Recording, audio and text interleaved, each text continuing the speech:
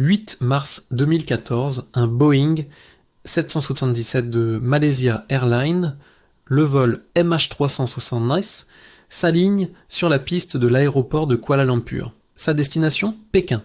À son bord, 239 personnes, des familles, des touristes, des hommes d'affaires. Un vol de routine comme il y en a des milliers chaque jour. Pourtant cette nuit-là, l'ordinaire va basculer dans l'extraordinaire. Et ce vol va devenir le plus grand mystère de l'aviation moderne. Bonjour à tous et bienvenue. Il est 00h41, heure locale, quand le vol MH370 décolle. Les conditions météo sont parfaites, l'équipage est expérimenté. Tout se déroule normalement. 38 minutes plus tard, alors que l'avion survole la mer de Chine méridionale, le contact radio est rompu. La dernière communication du copilote est devenue tristement célèbre. Good night, Malaysian 370. Bonne nuit, Malaysian 370. Des mots simples, rassurants, qui seront les derniers. Quelques instants après ce message, le transpondeur de l'avion, cet appareil qui permet au radar civil de l'identifier, est coupé. Le MH370 disparaît des écrans de contrôle aérien. Pour les contrôleurs, c'est comme si l'avion s'était volatilisé. Mais l'histoire ne s'arrête pas là, car si les radars civils sont aveugles, les radars militaires, eux, voient encore quelque chose. Ils détectent un appareil non identifié qui fait un virage serré, un demi-tour complet et repart en direction de la Malaisie. Cet appareil, c'est très probablement le MH370. Il vole pendant encore plus d'une heure, traversant la péninsule malaise, avant de disparaître définitivement des écrans au-dessus de la mer d'Andaman. Ce changement de trajectoire brutal et silencieux est le premier grand mystère de cette affaire. Pourquoi l'avion a-t-il dévié de sa route ? Pourquoi l'équipage n'a-t-il envoyé aucun signal de détresse ? L'avion a-t-il été victime d'une avarie technique catastrophique ou quelqu'un a-t-il délibérément pris le contrôle ? Le monde se réveille avec cette nouvelle incroyable. Un avion de ligne a disparu. Commence alors ce qui deviendra l'une des plus vastes et des plus coûteuses opérations de recherche de l'histoire. Des dizaines de pays unissent leurs forces, déployant navires, avions et satellites. On explore d'abord la mer de Chine méridionale, la trajectoire initiale du vol. Mais rien, absolument rien. Pas une nappe de pétrole, pas un débris, pas un gilet de sauvetage. L'avion et ses 239 occupants se sont évaporés. Les jours deviennent des semaines, les semaines des mois. L'angoisse des familles est insoutenable. Comment un appareil aussi sophistiqué peut-il disparaître sans laisser la moindre trace à une époque où nous sommes tous connectés et géolocalisés en permanence ? Les enquêteurs se tournent alors vers une autre source d'information. Les données satellites. Une société britannique, Inmarsat, révèle que même après avoir disparu des radars, l'avion a continué d'émettre des pings automatiques, des signaux échangés avec un satellite géostationnaire.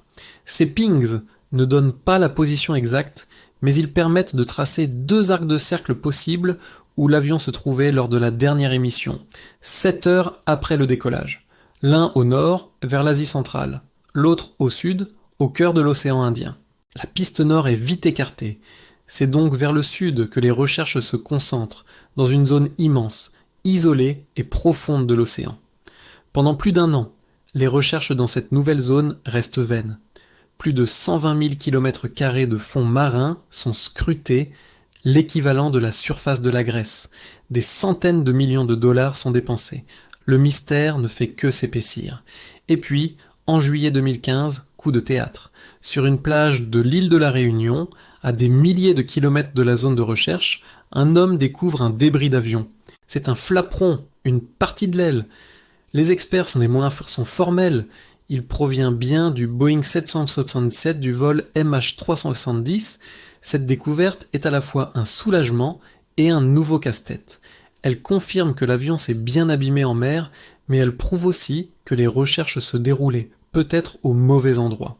Dans les années qui suivent, d'autres débris, plus petits, seront retrouvés sur les côtes africaines et à Madagascar, portés par les courants marins. Mais toujours pas de fuselage principal, et surtout pas de boîte noire, ces enregistreurs de vol qui contiennent les secrets des derniers instants de l'appareil. Sans elles, impossible de savoir ce qui s'est passé dans le cockpit.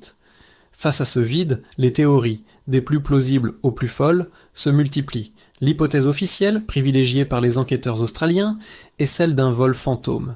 Suite à une dépressurisation lente ou une panne électrique, l'équipage et les passagers auraient perdu connaissance à cause du manque d'oxygène. L'avion, en pilote automatique, aurait alors continué sa route jusqu'à tomber en panne de carburant et s'abîmer dans l'océan. C'est ce qu'on appelle un crash fantôme. Mais cette théorie a des failles. Pourquoi le transpondeur a-t-il été coupé manuellement? Pourquoi l'avion a-t-il effectué des manœuvres complexes après avoir perdu le contact? Ces actions semblent indiquer une intervention humaine, volontaire et maîtrisée. C'est là qu'intervient la deuxième grande hypothèse, celle du détournement par le pilote. Le commandant de bord, Zahari Ahmad Shah, était un pilote très expérimenté. Certains experts avancent qu'il aurait pu délibérément couper les communications, faire sortir tout le monde du cockpit, dépressuriser la cabine et dévier l'avion pour un acte suicidaire, emportant avec lui tous les passagers. Des analyses ont montré qu'une trajectoire similaire à celle du MH370 avait été simulée sur son ordinateur personnel. Mais aucune preuve formelle, aucune lettre, aucun message n'est venu étayer cette terrible accusation. Et sa famille a toujours farouchement nié cette possibilité. Et si ce n'était ni une panne, ni le pilote? D'autres théories explorent des pistes encore plus sombres. L'acte terroriste, par exemple. Des passagers au profil suspect ont été examinés, mais aucune revendication n'a jamais été faite, ce qui est très inhabituel pour un attentat de cette ampleur. Une autre piste évoque une cargaison mystérieuse. L'avion transportait une grande quantité de batteries au lithium qui aurait pu prendre feu et provoquer une catastrophe.